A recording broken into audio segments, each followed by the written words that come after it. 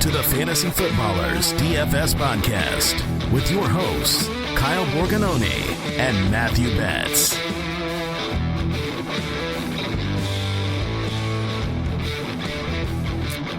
Welcome in, one and all. We're back. The Fantasy Footballers DFS Podcast. Yep, I'm Kyle Borganoni, and I'm here with Matthew. Let's win the big dog bets. Oh man, so many things to say about that intro and about the big dog, which I am very excited to reveal to listeners. Yeah, we're back, baby. The big dog is back. It's a tournament Kyle and I did last year for best ball on Underdog. It is I would say medium stakes entry, but we had a lot of fun doing it last year. We talked about it on the show. We're going to run it back. But I'm just wondering, Kyle, what was that when the intro came in? You know, our intro guy said your name and you said, "Yep, that's me." like you're so proud of it. That's my name. That's me. I forget because maybe listeners already realize this, but the intro man, clearly Jason, right? Jason's the one that's just killing that. Yeah, I mean, he does so good with those. They're awesome. They say our name, and then I say it again. But I think at this point, the only reason I do it is because people are always curious, what am I going to introduce you as? That's true. It has become a theme. And I do like that you took a break from the, attention to my wild, crazy dad life. And now we're just, dude, this is the real deal. The big dog, I mean, that was our team last year. So we haven't drafted yet. People have asked already if we have started drafting. We have not yet. But when we do, we will definitely let everyone know. It is a worthy donation that we get to make that we made last year. There's a couple of ways you can look at best ball, right? You can think of it as this is an investment. I'm creating a portfolio. I'm playing Dynasty. I'm playing DFS, redraft, whatever. You can think about it that way, or you can think about it as I'm donating a lot of money that I won't see returned to me in a while. That's okay. This tournament, I feel like, forged not only this podcast, but we had so many listeners, especially in the Discord. We had people reach out. Are you going to have a big dog team? And yes, we will. Betz and I are going to get that started on Underdog. Jason and I are wrapping up our Great Dane team. So that draft is so slow. That's the slowest of slow drafts. But we're still working through that. And we hope that this best ball season has been super fun. I mean, so many screenshots of people saying, what should I do here? And me saying, I don't know. Look at our ranks. Look at the primer. Listen back to all the shows. We've got a stupid amount of content and a stupid amount that we're going to get into over the next coming weeks leading up to week 1. I know you're putting together some preseason thoughts right now. You just maxed entered a preseason tournament, and I wrote on Twitter that I'm reporting you to HR for misusing company funds because, right, the company funds everything, all of our DFS endeavors. Right, and the wagers, and their tax write-offs if we get it wrong. So, we're living basically free life at this point. Can we just be as clear as possible with people? Because I've gotten that question a lot. Like, the footballers do not give us, they give us money as like our jobs, we get paid, but they do not fund. Someone's asking, do you guys get a gambling budget every year? That would be awesome. Maybe we should work that into the next year's deal. What do you think, Kyle?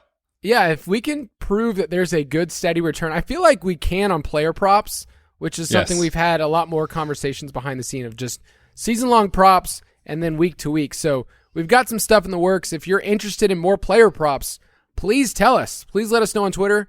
You know what? Tag the guys. Tag Andy, Mike, and Jason. Say, hey, I need player props in my life, and you're probably going to get some more content from that.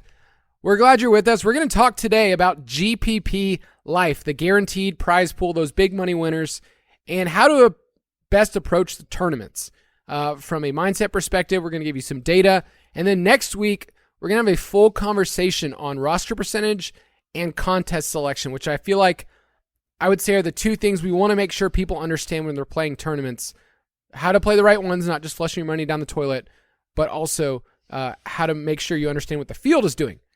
Please go online and look at the wonderful reviews that we have listed. We're going to read one of those because last week you and I said that we would give one listener some swag. So I'm going to let you read this, Betz. I have this posted in the doc. And this was probably one of our favorite reviews. Thank you so much for those of you that gave 5-star reviews. But why don't you read this one from Amonar? I'm so happy that you're the one that read that name because I'm sitting here while you're talking and I'm reading this and I'm saying I have no idea how to read that person's username. So yes, how Kyle just said it is what I would go with. But the title is an absolute masterpiece. It is 5 stars. This person says, what happens when you mix the philosophy of Aristotle, the intelligence of Einstein, the creativeness of Michelangelo, and the inventiveness of Edison, but you make it all about betting on football? Well, obviously the Fantasy Footballers DFS Podcast. Honestly, have made quite a bit of money from listening to this, and all while they keep it super fun and entertaining. It is a must listen for football fans. So thank you for that review. That was awesome. No, thank you so much. And hopefully we've given you some content over the summer and into the season that's valuable, that we're approachable people. Like, yes, you know, we work for the Fantasy Footballers. Andy, Mike, and Jason are a big deal football space, but they're also approachable people, and we try to do that too. So make sure you message us. Betz is at the Fantasy PT on Twitter. I'm at Kyle_Borg. I have a quick question for us. We did this segment on the Thursday main show, but really, you and I have been talking about it behind the scenes a lot, about some best ball risers and camp hype. Last week on this show, I mentioned the great Marquez Callaway, who we'll talk about again this week because he's a great week 1 study case for tournaments. But I'm going to give you a couple of names, and I want to just hear you quickly respond, Betz, because players rise at this part of the season because of what we see in camp and because of what happens in preseason, right? Callaway's had 2 touchdowns in week 3 of preseason, most popular player in DFS. We're getting some of these players at a spot now where you have to make a conscious decision. Let's talk about Romeo Doubs first, because in the office back in February, we talked about Romeo Doubs in the Dynasty Pass as like, who is this guy? We love his name. We looked at his tape from Nevada. He had some good production the last 2 years. And then he gets drafted later in the 4th round after Christian Watson, who they took in the 2nd round.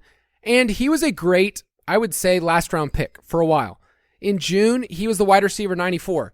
Now, you have to get him in the 12th or 13th round in ADP. How are you handling this? Or is it one of those things where it's like, hey, you're drafting against teams that picked him in the 18th round? Actually, I was just going to say that I did a Best Ball Mania this morning, and he went in the 11th round. And so, like, there's a chance that what I have on the dock right now, Kyle, is inaccurate by tomorrow when the podcast comes out. Like, his name is rising so fast, and I just can't invest more into a player who, like you said, in round 18 was a great dart throw. And we know the opportunity cost is so low in round 18 that, you know, if it doesn't work, it's not really going to sink your team. It's okay. If you take him in round 11 or 12 or 13 and it doesn't work out, like, that's a big deal for your best ball squad. And like you mentioned, be cognizant of, I think, not only the contest that you're playing in. So if it's the Puppy 3, that just came out not that long ago, there's a chance you're not playing that against that many round 18 Romeo Doubs teams. If you're playing a Best Ball Mania, there are a lot of teams with Doubs in 17th or 18th round. Their rosters are much stronger than yours if you take him in round 11, unless he is awesome and outperforms even that ADP, which I feel like we just need to pump the brakes a little bit. I mean, we were giving Christian Watson such a hard time for being a rookie playing with Aaron Rodgers. Well, the Green Bay Packers took him in round 2, and they took Doubs in round 4. Like, they're telling us that they think Christian Watson is probably a better prospect. And so I know the camp hype is fun. It's exciting. We've been kind of on him since February, so like, I really do hope it works out. But I messaged you in Slack the other day. I said, I think Romeo Doubs is the worst best ball pick right now based off this ADP rise, and I can't invest anymore.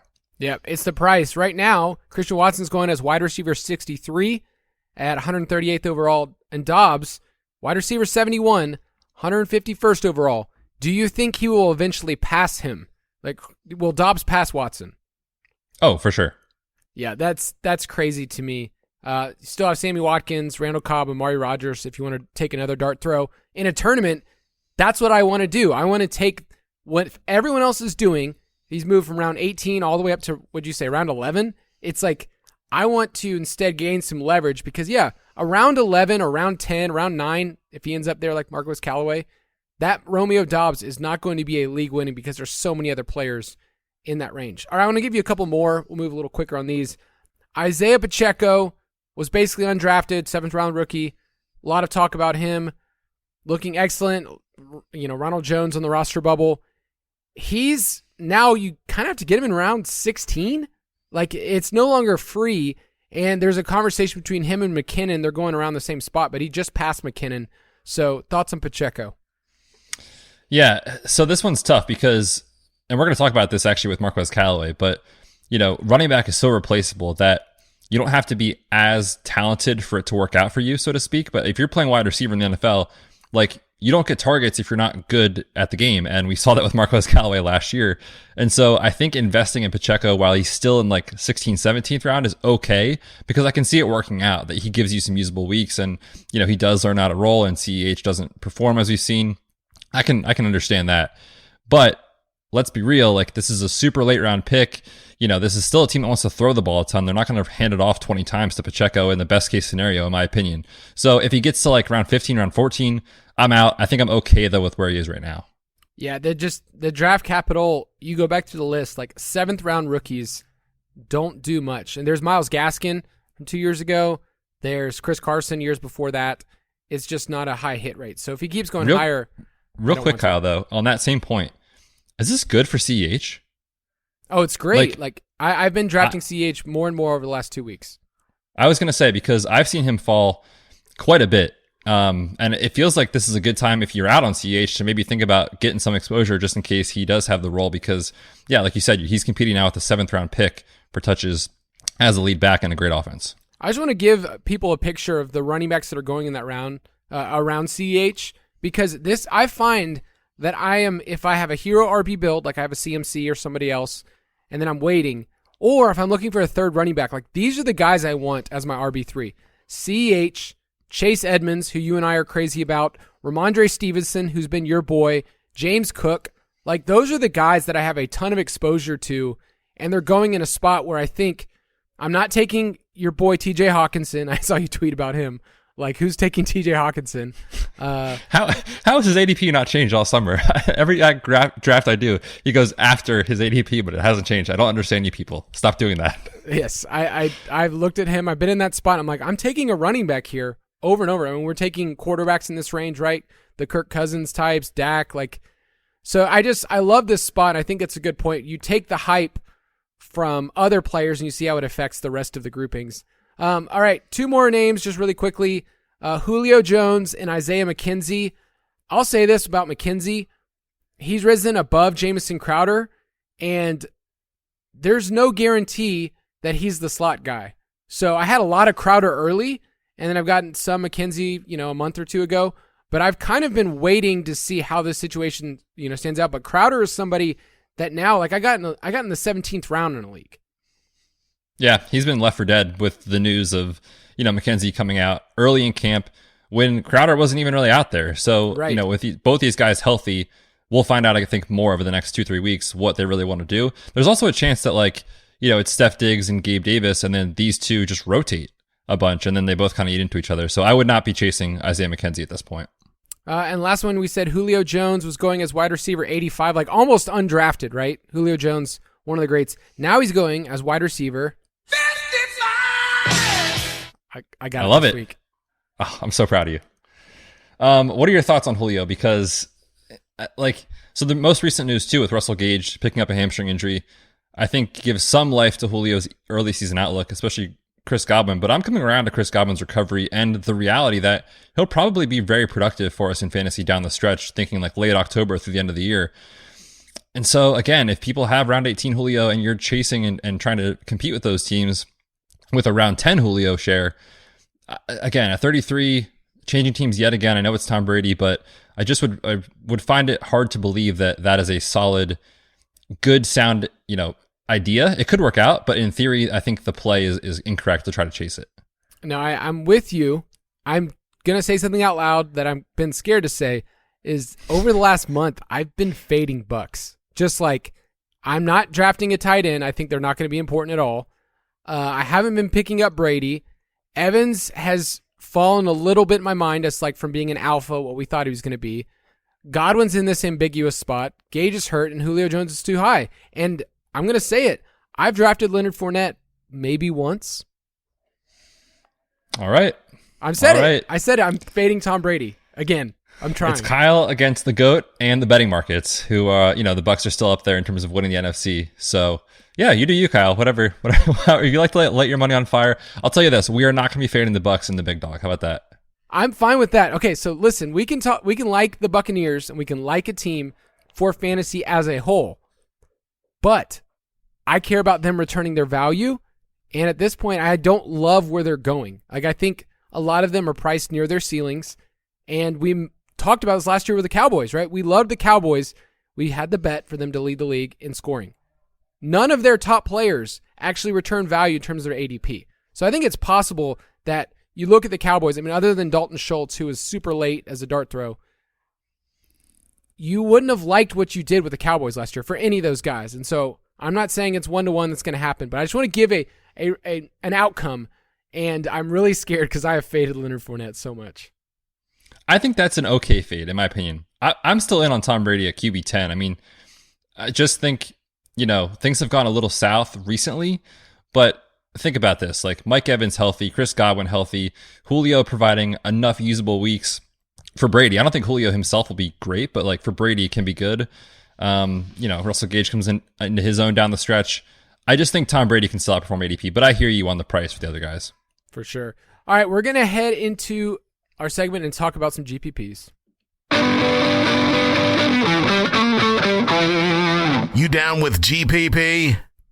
Dude, you remember that drop? It's been forever since I've heard that drop, but now I immediately want to go enter a DFS contest.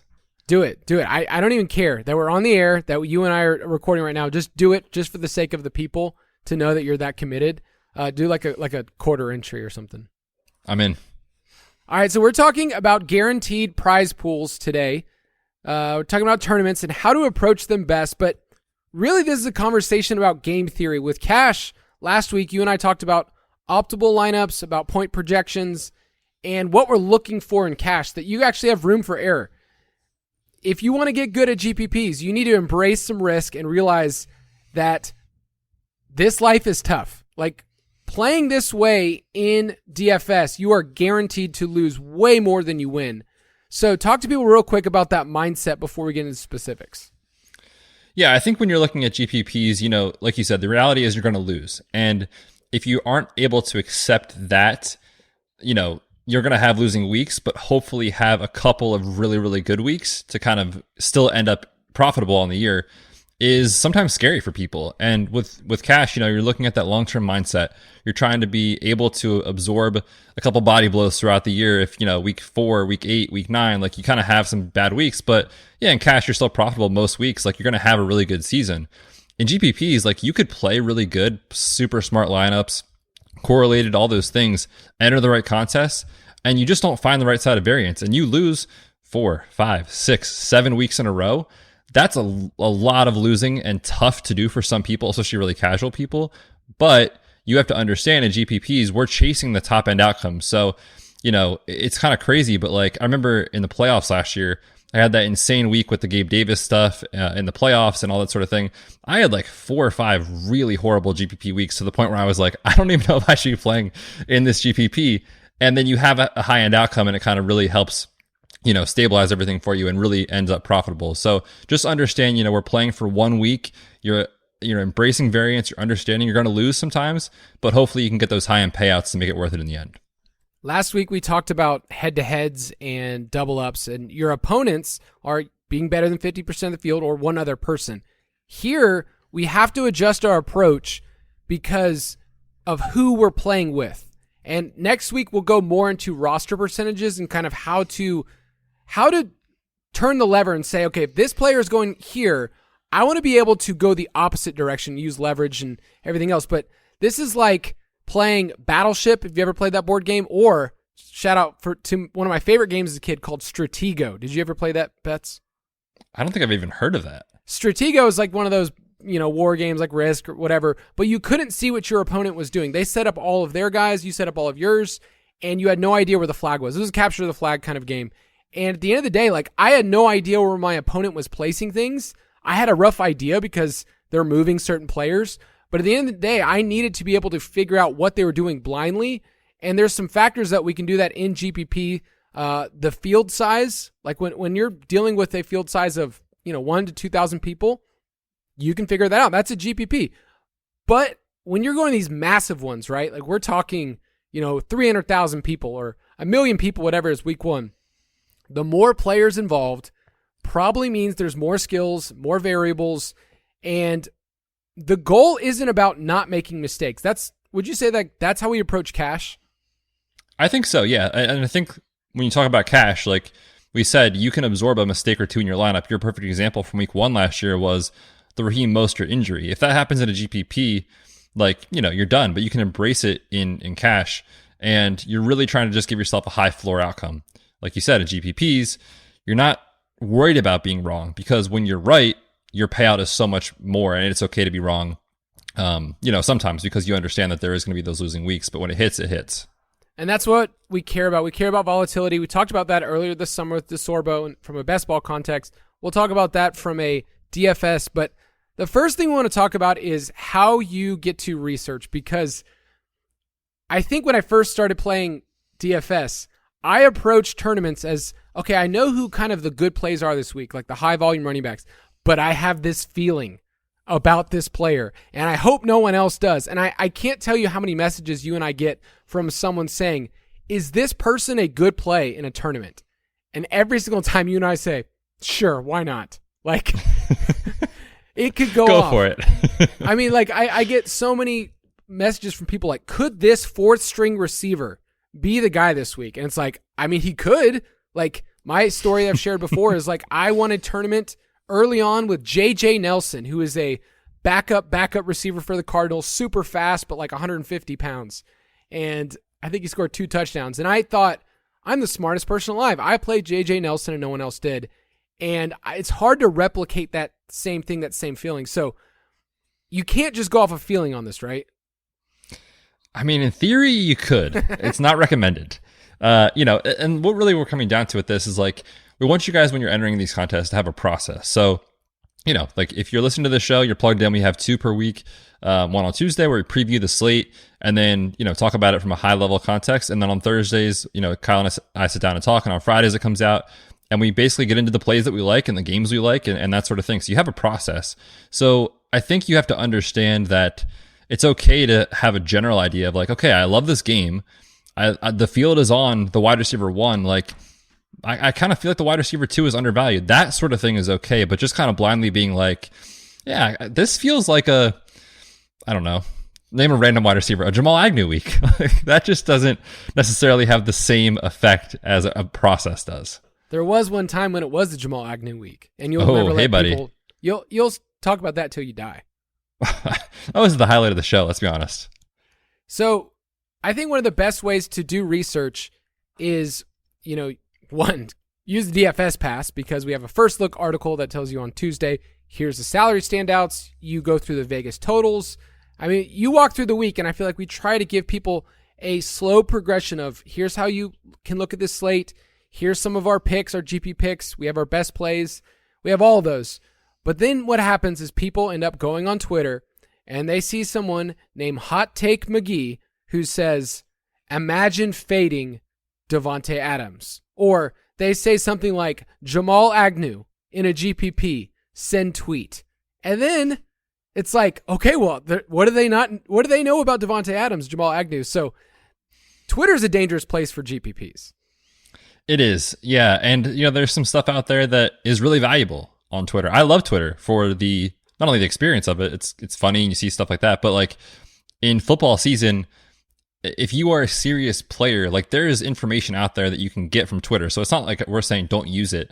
But when there's people saying silly things like Kyle just mentioned with the Jamal Agnew stuff, or imagine fading this player, it's like, maybe they're right, but there's a good chance they're wrong. And if you don't buy into these silly narratives, you can stay on track with your process throughout the week. And what I really want to remind people is like, you had the whole week to prepare for this stuff.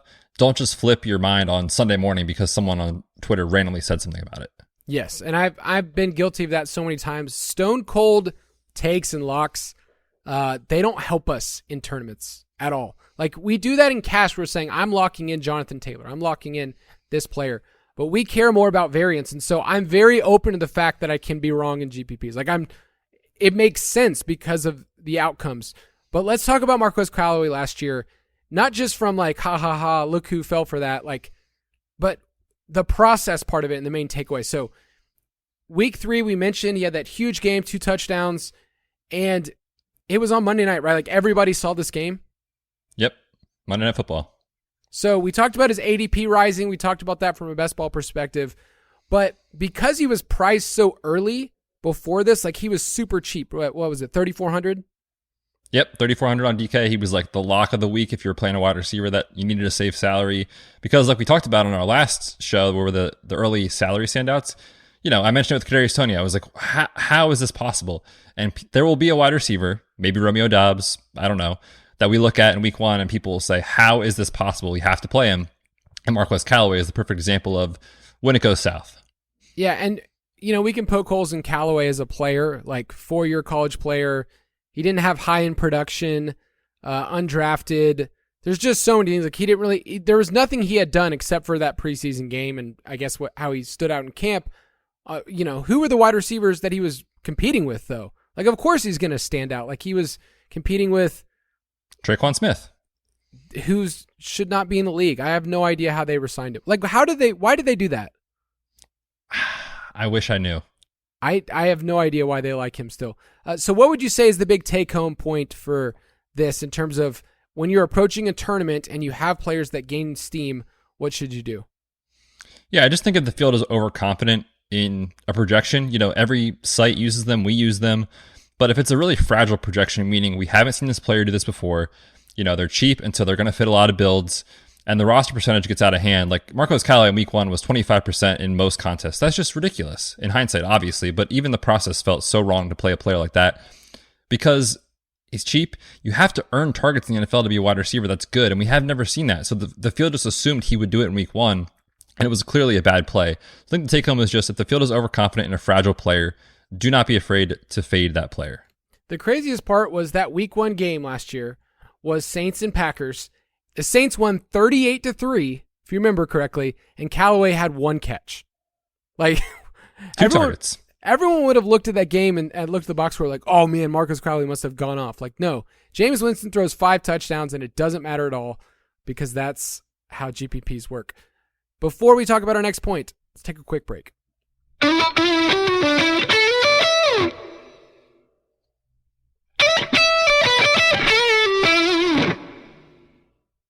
All right, next I want to talk about player projections because in cash lineups, we care so much about not trading points of projection. So if you're saying, I like Nick Chubb and he's projected for 14 whatever points in our projections, and you're saying, you know what, instead of Nick Chubb, I'm going to drop down a little bit because I like this build a little bit more, but you end up trading 2.5 points, that really does matter.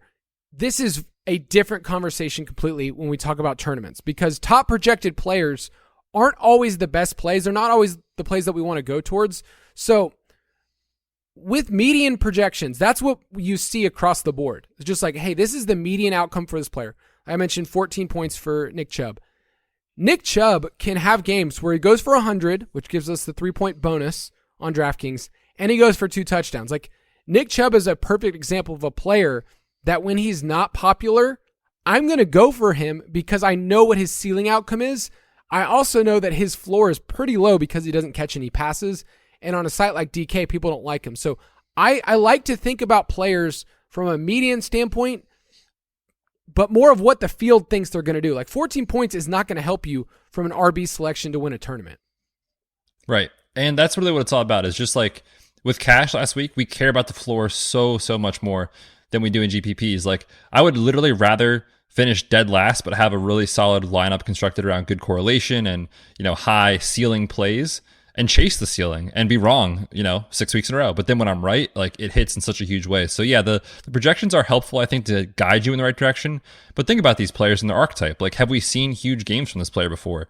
Yes. Is this a matchup that's probably a little underrated? Yes. Is the field off of him? Yeah. Okay. That's a great play. Like, let's go for it.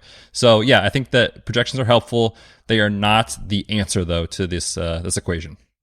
We also have to think about players in terms of, we talk a lot about, did they 4x their salary? Did they 3x their salary? So I have some FanDuel numbers in front of me right now, like Jonathan Taylor. He's the highest priced running back. I mean, it makes sense, right?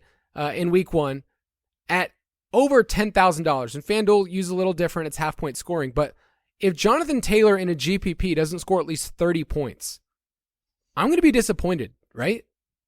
Yeah. We're usually looking for a minimum of 3x their salary.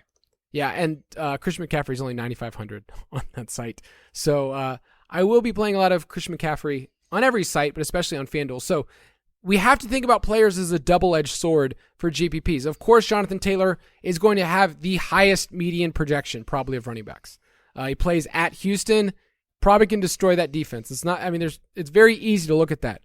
But we look at players and don't just say, what do we think they can do, but say, is Jonathan Taylor, is he a good play, or is he not a good play in this type of lineup, right? So another way to gain leverage on that is to say, okay, instead of playing Jonathan Taylor in a GPP, what if they get there, the Colts, they score 30 points, but the way that they get there is Matt Ryan, Pity City, and actually Nyheim Hines, and you bring it back with a Brandon Cooks. So you're thinking about constructing a roster with a player and using it all the different ways that you can construct it. So creating leverage is really key. We talk about that a lot.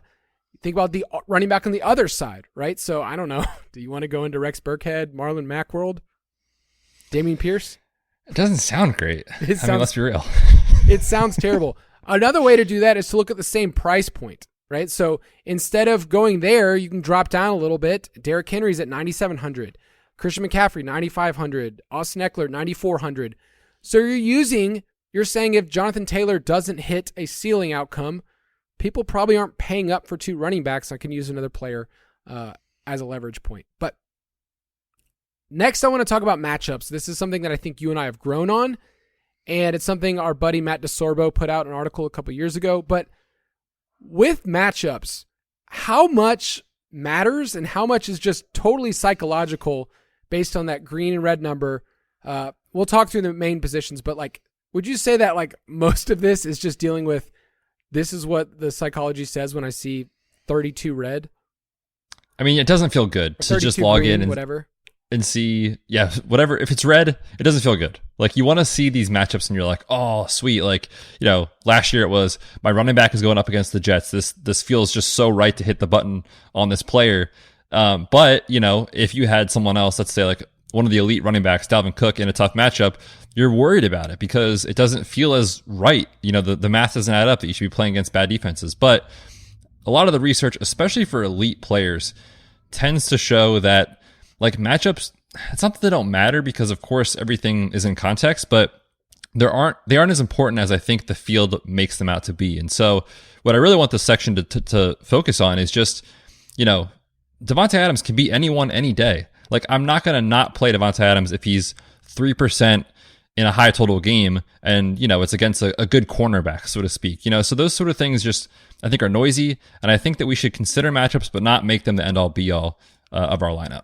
When we write our columns, we always mention, here's what they've given up fantasy points. It's a metric that you can use, but it's not always telling, especially I would say for wide receivers. You just mentioned Adams.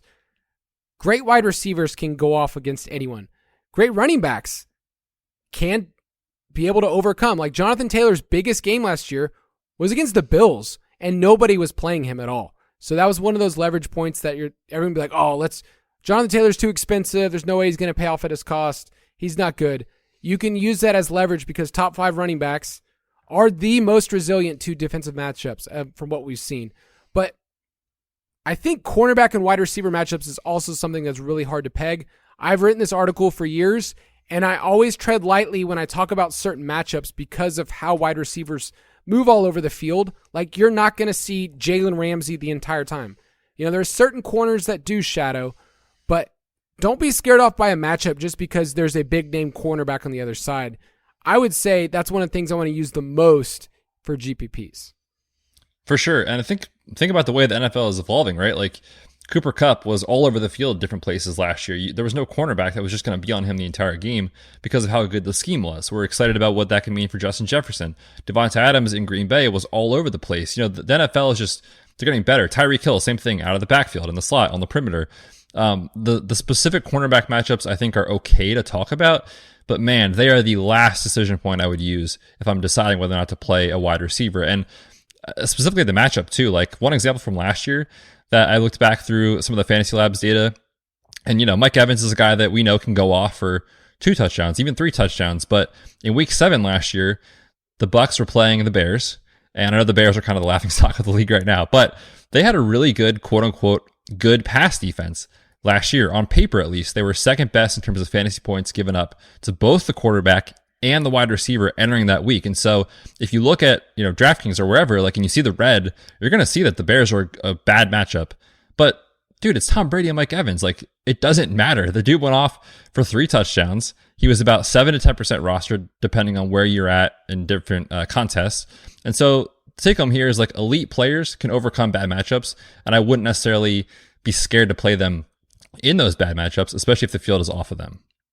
There's just so many players that, as we've looked at week 1, we looked at the salaries, that the field is going to overvalue because of that number. So we mentioned on DraftKings, Michael Pittman Jr. We built this city. Man, yeah, baby. I've been waiting to use that drop on the show. He's stuck with the Texans matchup that says they were 25th in the league. So it's green. It shows up. The Texans were better than you think last year against the pass, but there's a deeper story where they were one of the worst against the run, so teams just said, screw it, we don't have to pass as much. So the volume doesn't look as much. So we talk a lot about DVOA metrics, which kind of take out a lot of the noise. We'll talk more about that. I think we'll have an entire show, where we talk about week 1 prices, and maybe when we talk about the salaries, we'll talk about matchups and which matchups we would like to fade. So I think it's important for people, look at the matchups, say we like it, but also realize there's some risk. All right, let's talk about single entry, because that kind of gets lost because the prize pools aren't as big sometimes, and it can be not as fun from just firing darts at tons of different lineups. So single entry is more your thing. I think, Betz, you're better at this than myself. So how are you approaching single entries different from ones that you can multi-entry? Yeah, the biggest decision point really is that you don't have multiple lineups to fall back on and being like, okay, like, I'm scared to fade Derrick Henry this week, but I'm going to play one lineup just in case. Like, there is no such thing as that in a single entry. And I actually like playing these, and I prefer to play small field single entry because I think it allows you to really understand what your opponents are going to do. Whereas in these large field tournaments, I mean, it's like the Wild Wild West out there, Kyle. Like, anything can happen. But if you're playing in, let's say, like a 200-man field, and there's 3 to 5 running backs that project super well, they're already really good quote-unquote cash plays, like, they're going to be in a lot of your opponent's lineups. That's how people build these lineups in these single entry types of situations. So I kind of like knowing that information because I think it helps you make a decision. How strong are those plays, whether it's running back or wide receiver? And if you know that they're going to be 25% in cash, like in this tournament, they're probably going to be 30%. So how good of a fade is that? It gets a lot easier to decide those things. And so I think in single entry, it just allows you to make more of a stand against your opponents. And because you don't have to be perfect, again, you can absorb a little bit of error with your lineup and still end up really profitable. So I like the single entry and I prefer the small field. Yeah. And I think with correlation, when you think about these single entry, probably smaller field, you're just trying to get a couple of simple things right compared to the rest of the group. So maybe somebody else does have Michael Pittman, but they didn't pair him with the wide receiver on the other side. Like, they, instead of, Brandon Cooks, they did Nico Collins or whatever it is for the Texans. Like, you're trying to make a couple of simple, smart plays, not over the moon, and you're trying to correlate your players. So, with your quarterbacks, you're saying the wide receiver 1 is somebody I want on this team, wide receiver 2, which we love. You and I talk all the time about wide receiver 2s for teams being lower rostered and giving you the type of leverage that you need, and also not forgetting about tight ends. So I'm not saying Mo Ali Cox is a great choice in week 1, but let's say he catches the touchdown, you gain leverage, whatever it is over those Michael Pittman lineups. That's what happens. So any quick thoughts about correlating in those fields and how to bring it back on the other side? Yeah, I think, it's definitely something you should be doing because, like you said, in smaller fields, you're just trying to get a couple things right, and that can really elevate you to the top. And so what we mean by getting it right is if you have a profitable stack that week, whether it's quarterback and 1 wide receiver or quarterback and 2 wide receivers or the tight end or whatever it is, like, if that hits, there's a really good chance that the opponents are also having a decent game because we know the interaction between offenses is super predictable when an offense rolls, typically, unless the other team is just terrible. The other offense can keep up with production. And so in the example, like you said, if you get that right, if you get that game stack right, you go, Matt Ryan, Michael Pittman, and you do have Brandon Cooks, it's a good way to just make sure you got that right. And your other parts of your lineup don't have to be perfect in smaller field single entry tournaments. I went back and looked at Fantasy Labs data to find what the correlation coefficient was for certain stacking situations. So when you stack your quarterback, it makes sense. The wide receiver 1 has the highest predictability of correlation. It's 0.57. But what we were just talking about a second ago, Kyle, is that wide receiver 2, the field tends to underutilize wide receiver 2s, meaning that they value who the quote unquote 1 is in the target share.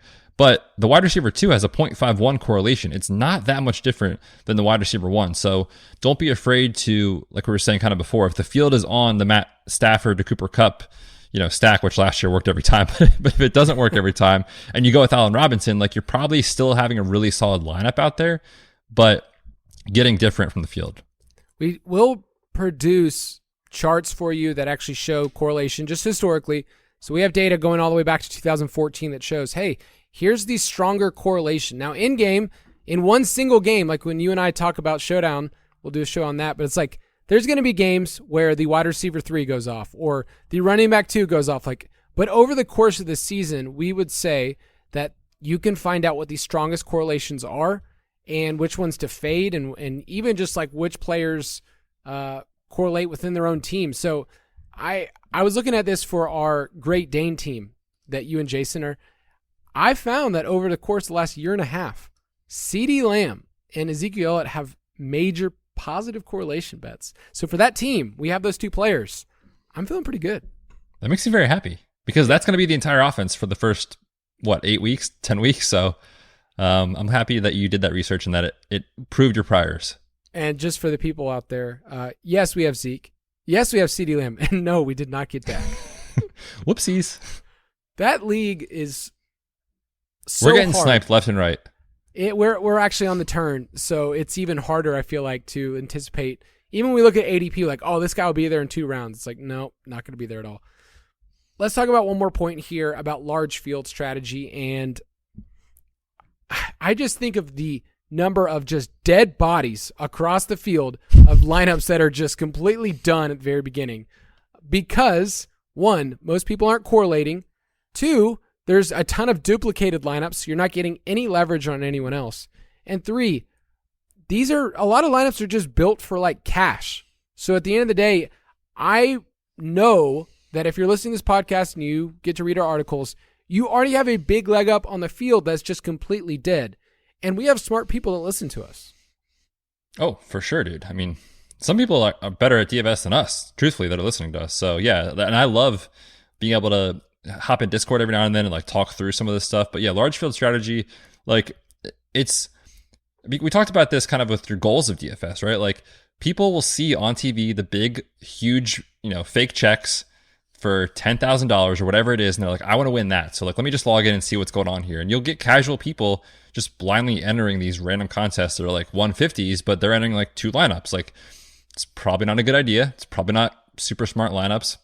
So yes, I do think in large field, like, we live in a bubble in terms of like this world of DFS and Twitter and whatever. Like there's a lot of people playing in these large field tournaments that truthfully don't know what they're doing. And for those of you out there, you're like, I'm feeling intimidated by those. We have a league on DraftKings for our podcast, and that thing fills up so fast, but it gives you a chance to play in smaller field and then be able to translate that to bigger. So we're trying to expand our field this year where instead of like 300 person tournaments, like we'd love to get to 500, even 1,000 each week. And it was so great, that community last year of people getting that experience of playing, like, me getting to come on this podcast and say, Betz, I won again against our listeners. Yep, that was fun to hear every week because I did not win. So that was fun. The cash lineups in that are hilarious because it's like we're telling people all week who we like in cash, and then they're going to use it against us. Should we this year just give really bad advice and then people will play them and then we'll get a leg up? Yeah, we'll have like our real takes on the dark web that like people will be like, well, you have to really search. You have to really find what we really think about players. Yeah, so my quick thought about large field, we'll talk about that a ton next week when we talk about roster percentages. I think that's going to be the linchpin of like how we connect the theory part to how do you actually react with tournaments. But you're really thinking about what other people are thinking. I know that's really hard to do, but you're dealing with a group of people who know fantasy football, but also are somewhat predictable. You and I could probably right now go in for week 1 and look at who are going to be the most popular running backs based on historical data, and we have that available. Our roster percentage report says, okay, here's the running backs based on price points that people usually go for. Like, it's easier for us to be able to do that. I think what I'm really interested in, and we're going to look at this week 1 slate right now, is finding value stacks in games that aren't as popular. So when we preview the 3 or 4 most popular games, we usually do that each week based on the Vegas totals. We talk about those games from a stacking perspective, but it's really finding value stacks in other games that could go off or maybe are a little bit below. Our research in the past has shown that games that are kind of in that 46 to 48 range, maybe even 49, 50 is the magical number for people in the totals. But those games in like 47, they can go off, and they're usually under-rostered. Yep, that was a really, I think, big takeaway from our research last year, and that was one that I definitely want to carry over this year, is just the field. And maybe I think this is a good strategy. I'm not saying this is bad to do, but the field will log in and see like, okay, what's the highest game total this week? Sweet, let's just stack that game. And in theory, that's the right process. But if everyone is doing that, there's no differentiation. So, week 1, it's the Chiefs and Cardinals that has the highest total, as the early look-ahead lines have been put out by Vegas. Like, it's already going to be super popular. There's players there that people love. Travis Kelce, people are in on Juju and Sky Moore. Of course, Pat Mahomes on the other side. Like, people love Kyler.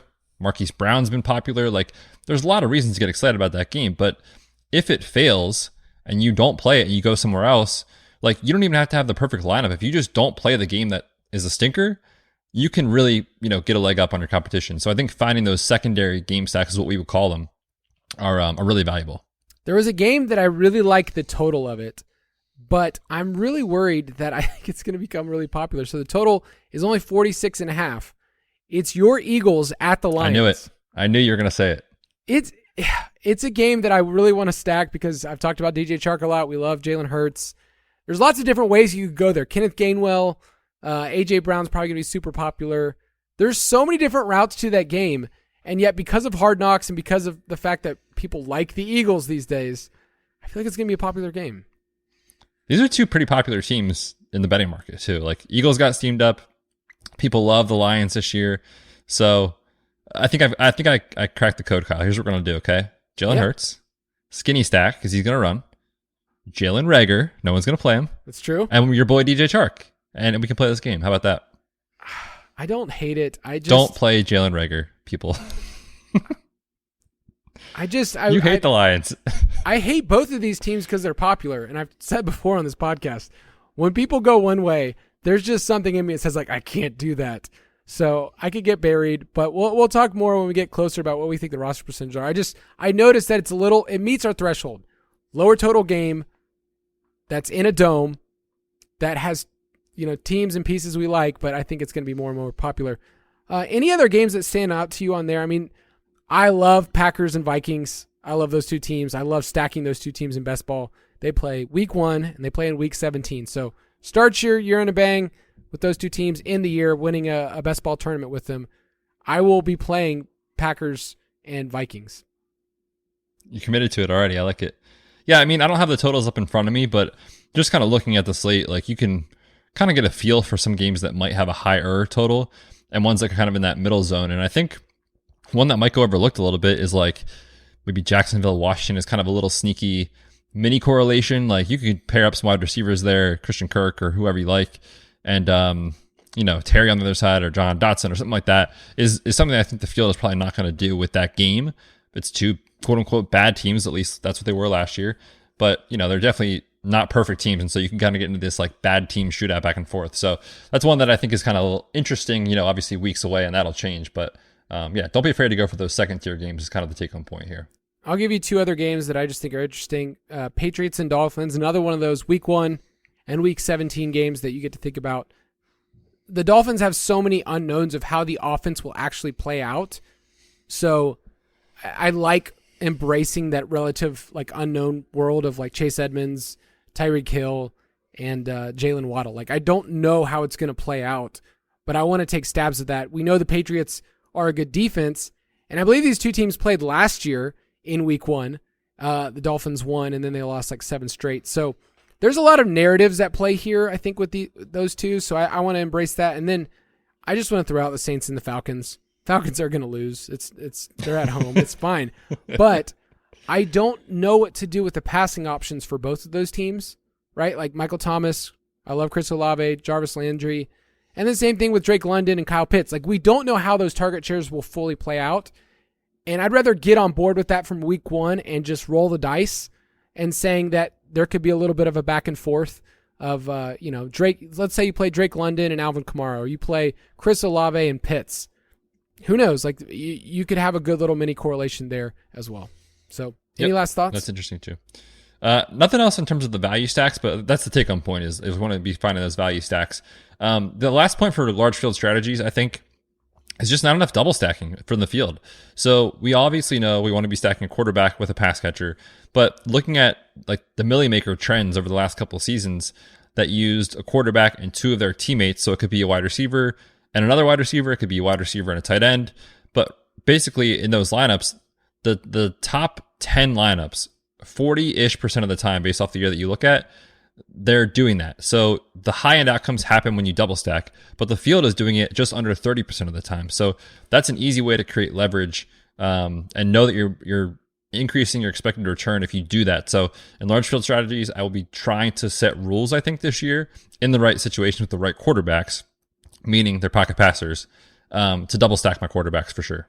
I usually, for a tournament, let's say I'm max entering, or let's say I'm just putting in 20 max. That's easier for people to kind of comprehend than 100.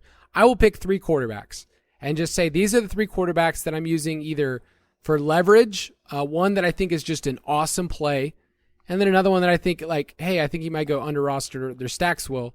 And it really comes down to when you talk about double stacking, it's stacking and then mixing who those players are. So you're not going to know every single time, like, this is the optimal play. You're trying to figure out the different combinations, and you don't even have to be certain, like, high on a player. I remember a couple years ago when your boy Sammy Watkins went off for 3 touchdowns. He's going to do it again this year in week 1. Watch out. I love Sammy Watkins. I always will love Sammy Watkins as a player. But I remember hearing this story from the person that won the Millie Maker last year. They're like, wow, how are you on Sammy Watkins? The rest of the field wasn't. And he said, I wasn't on him at all, but I was just mixing him in my lineups because I love the quarterback, and you're able to do that. So realize it doesn't mean you have to be on this player as a whole, but if you're on their quarterback or you're on the offense, like, be able just to stack and mix, like, be able to figure out which player. So if you think the Saints are going to go off for 5 touchdowns again, and you have Jameis Winston, maybe it's Jarvis Landry's the one that catches 2 touchdowns. Maybe it's Chris Olave. You're just stacking and you're mixing, but you're figuring out how to double stack to get different from the field. So hopefully, if you're out there, you're alive and you enjoyed what we got to talk about with GPPs. We'll be putting out more articles. We'll be talking about roster percentages next week, which is one of my favorite topics. I will even next week get to break out some games to for the listeners. I'm going to get them to participate along with bets. But any last words for the faithful folk? I don't think I have anything else other than have a great week and let's go win some GPPs this year. And hey, I mean, if you're playing some preseason DFS, which I will be, find me in Discord. Let's talk some strategy. We'll see you guys next week. Thank you for listening to another edition of the Fantasy Footballers DFS Podcast. Don't forget to visit us on the web at www.thefantasyfootballers.com.